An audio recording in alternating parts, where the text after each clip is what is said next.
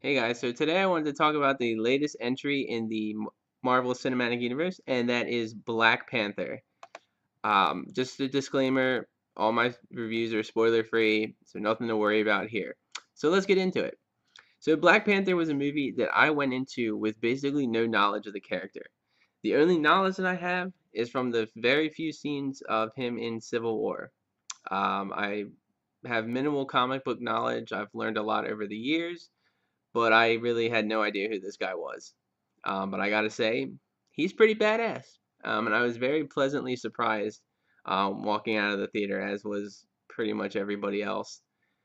But let's get going here. So, the best thing about Black Panther was honestly the characters. Obviously we've got T'Challa, Killmonger, everybody.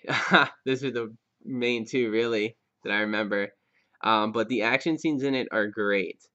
I particularly love the South Korea scenes in the casino and the car chase there. I really love the, I guess, technology in Wakanda.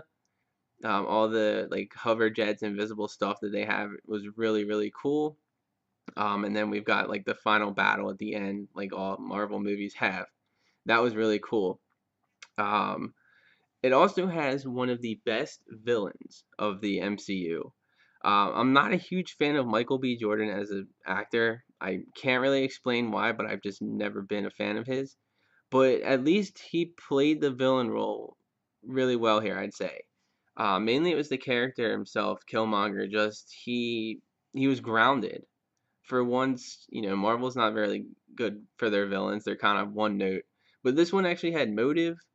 There was motivation, and he was actually menacing. Like he was a piece of crap and very terrifying, essentially, compared to the rest of them, especially Loki. But it was a lot of fun.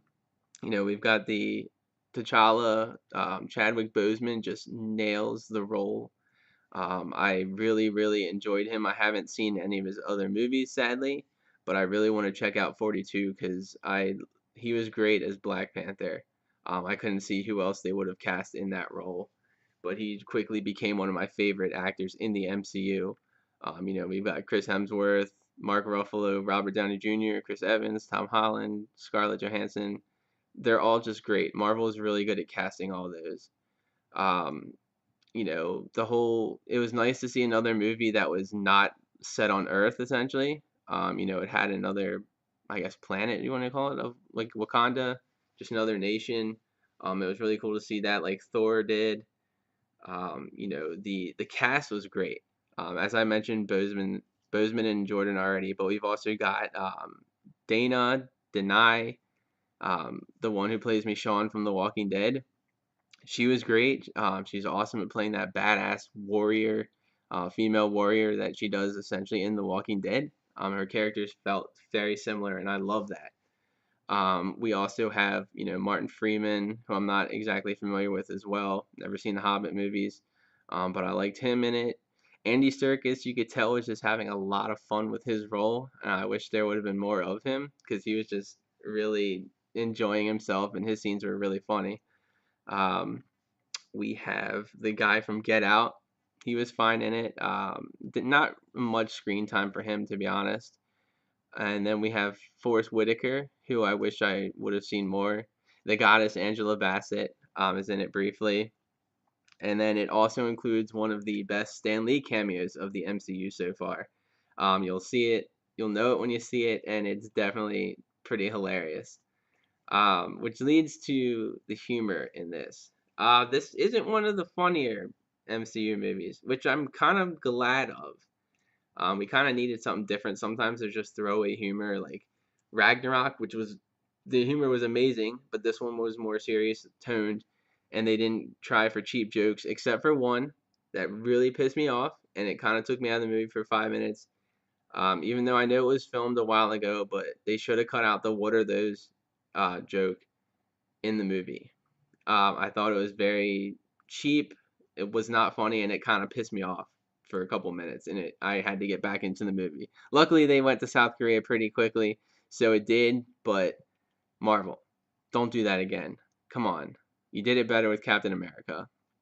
Um, the soundtrack, that was also great. Pretty much done entirely by Kendrick Lamar, who's definitely one of the best, hip hop artists out there right now. He was a lot of fun, especially during the chase in South Korea as well. Yeah, I talk about that scene a lot because I really did like it. It's when the movie started picking up for me. It was just an overall fun movie. As you know, Marvel is good with their post-credit scenes, and I gotta say, they definitely nailed this one. I'm really waiting for the complete Infinity War setup. I know this one kind of follows Civil War, but I don't remember much of that movie at all.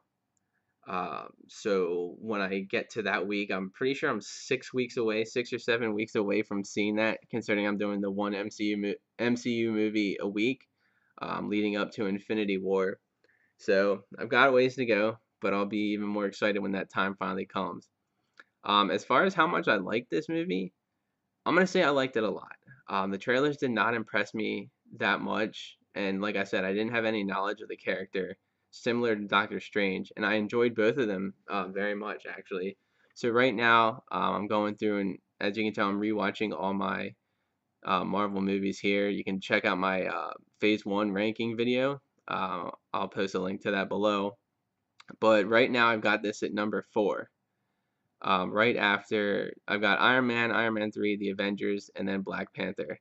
We'll see how that stays by the end of it, but I definitely recommend you guys seeing this movie. It's definitely going to break some records. Everybody's enjoying it, and I know you will too. So go see it this weekend, go see it next weekend, and then see it again before Infinity War comes out because you will enjoy it. Take care, guys.